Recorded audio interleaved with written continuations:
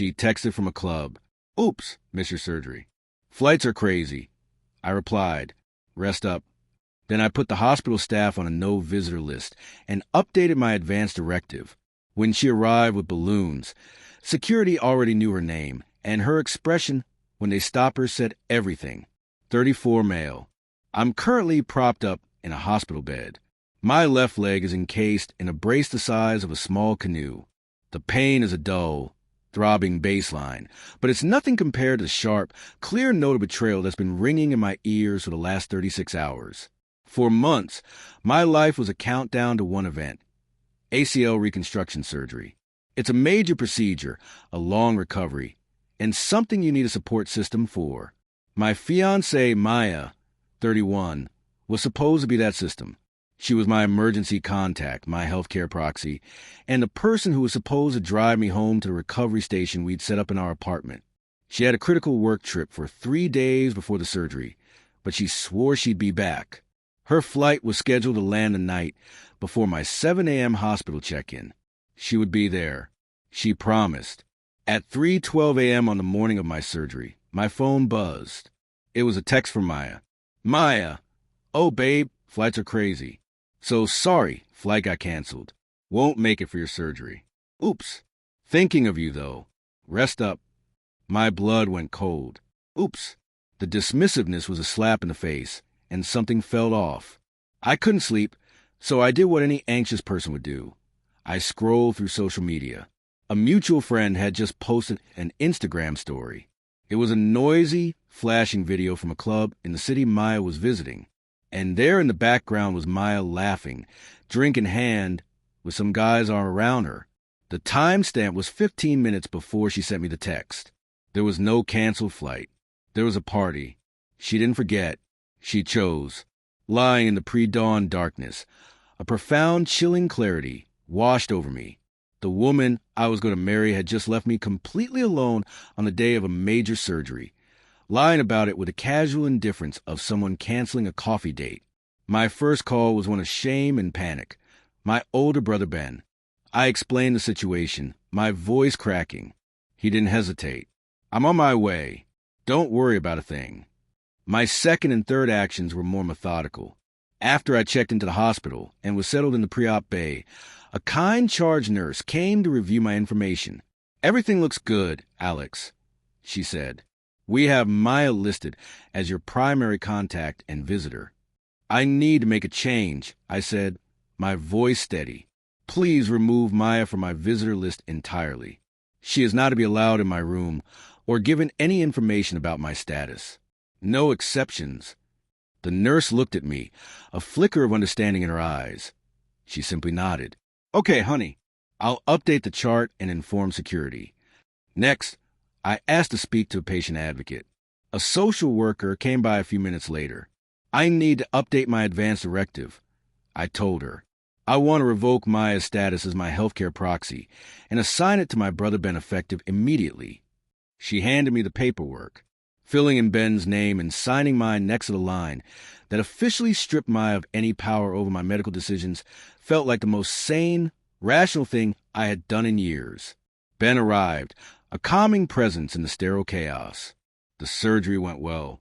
When I woke up in the recovery room, groggy and in pain, he was there, not her.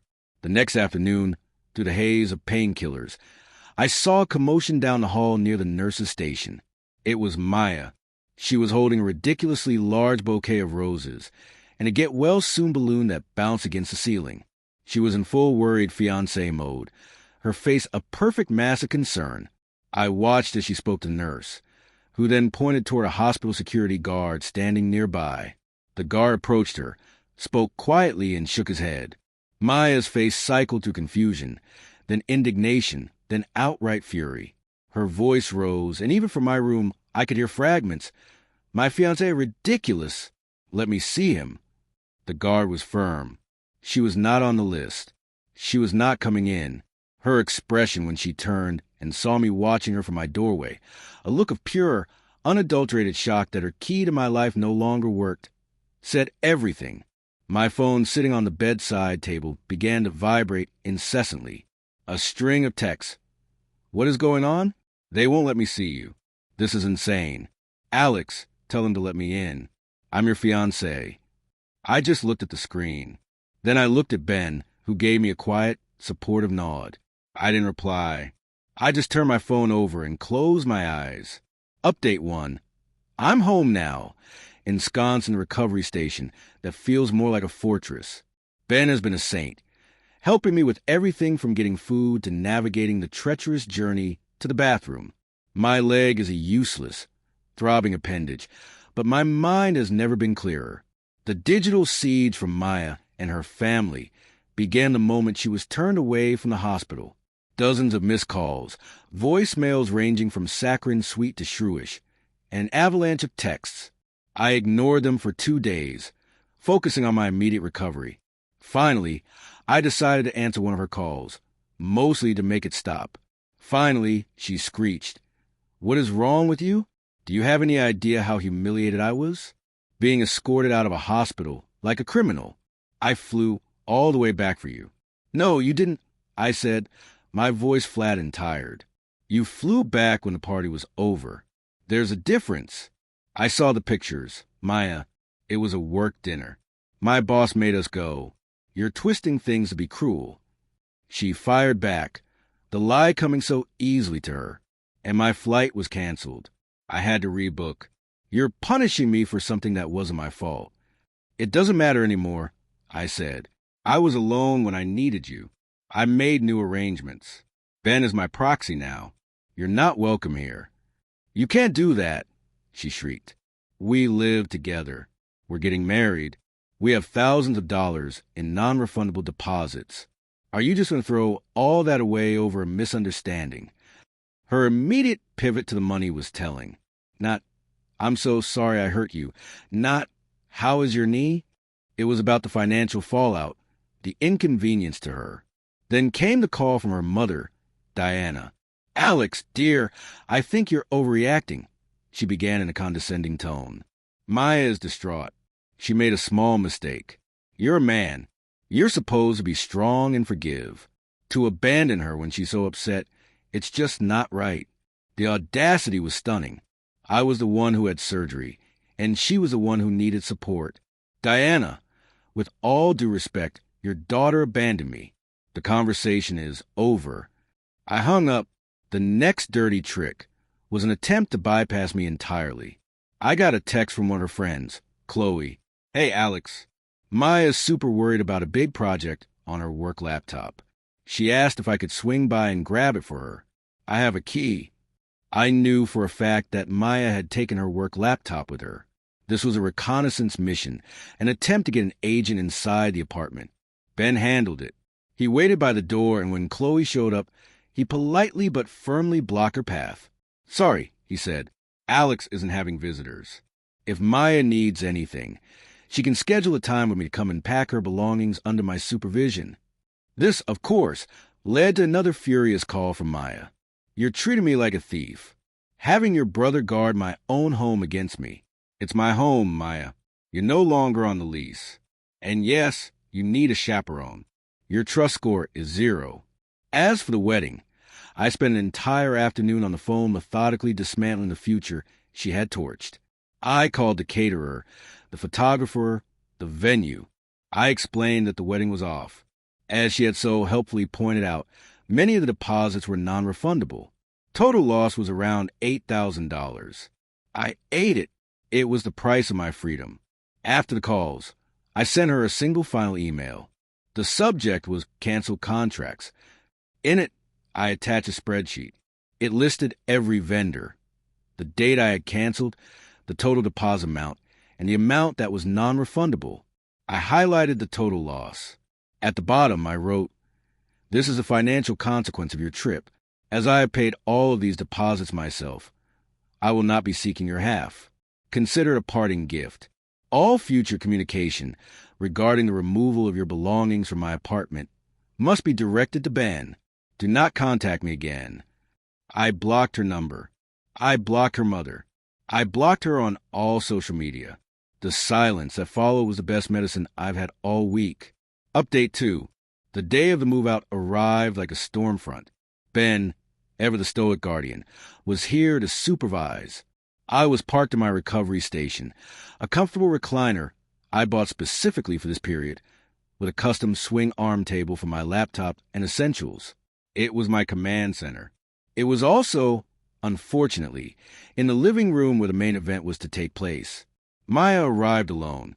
The performative sadness was gone, replaced by a cold, hard fury. She didn't look at me. She just started grabbing her things, throwing them into boxes with a violent carelessness. The air was thick with unspoken rage. She saved her most symbolic act for last. As she was about to leave with her final box, she walked past my recovery station with a full, steaming mug of coffee. Her arm jerked, and an entire mug of dark, sugary coffee went splashing all over the beige fabric of my new recliner. "Oops," she said, the word dripping with venomous sarcasm. She didn't even glance back. She just walked out the door. The smell of stale coffee filled the room, staring at the ugly brown stain spreading across the chair that was supposed to represent my healing. I didn't feel anger. I felt a deep, profound pity for her. This petty act of vandalism was the only power she had left. But the story doesn't end there. Ben, it turns out, is more than just a good brother. He's a bloodhound. Her story of a canceled flight, and a work dinner never sat right with him. So he did some digging. It wasn't hard. A few of her friends, disgusted by her behavior, were more than willing to talk. The critical work trip was a complete fabrication. Her company had no record of it. It was a planned girls' getaway to a city known for its nightlife. And the man from the club photo, he wasn't a random stranger. He was an ex-boyfriend she'd been talking to for months. The trip wasn't just a party. It was an audition. She was trying him on for size, seeing if he was a better option, all while keeping me her stable, dependable fiancé on the hook. She didn't miss my surgery by accident. It wasn't an oops. It was a deliberate choice. She chose a weekend with her affair partner over being by my side. I waited a week. I let her think she'd had the last word with her coffee-stained insult. Then I asked our core group of friends, the 4 couples who would have been in our wedding party, to join a group video call. I told them I needed to talk to them about the wedding being canceled. Maya, who was in the group chat, accepted the call, likely thinking it was a chance to play the victim and tell her side of the story. When everyone was on the call, I started. I didn't yell. I didn't cry. I just laid out the facts. My voice was calm and steady as a surgeon's. I know you're all wondering what happened. I began, and you deserve the truth.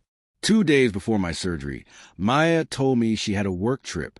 On the morning of my surgery, she texted to say her flight was canceled. This was a lie.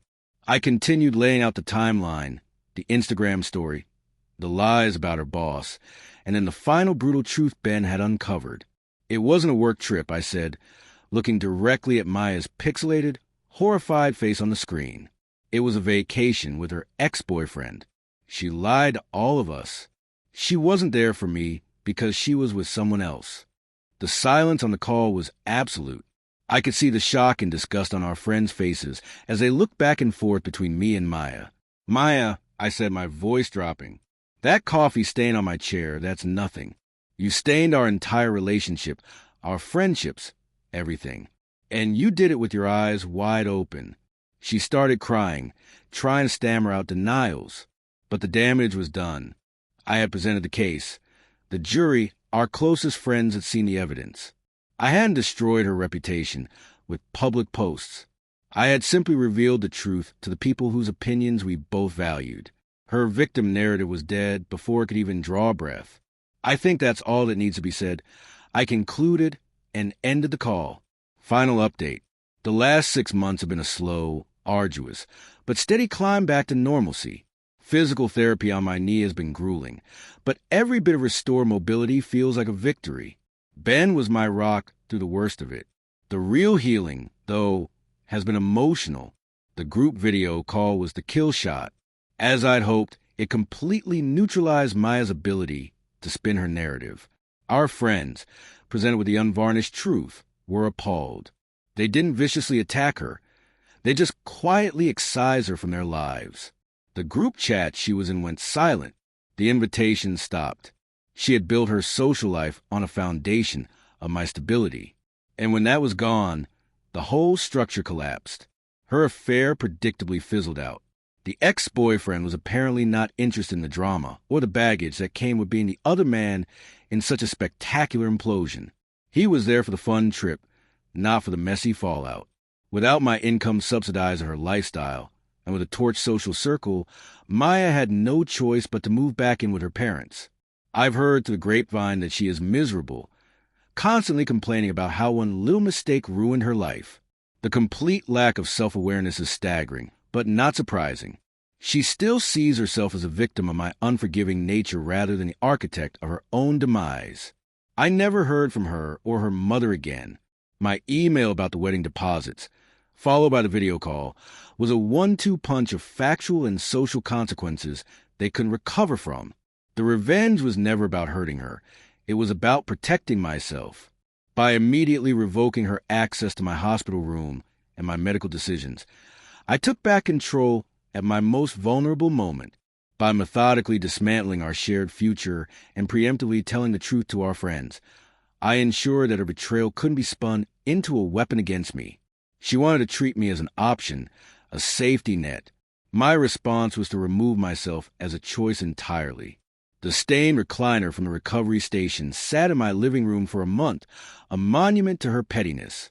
One day, I had Ben help me haul it down to the dumpster. Watching it get tossed away was more therapeutic than I could have imagined. I bought a new one. It's just a chair, but it's clean.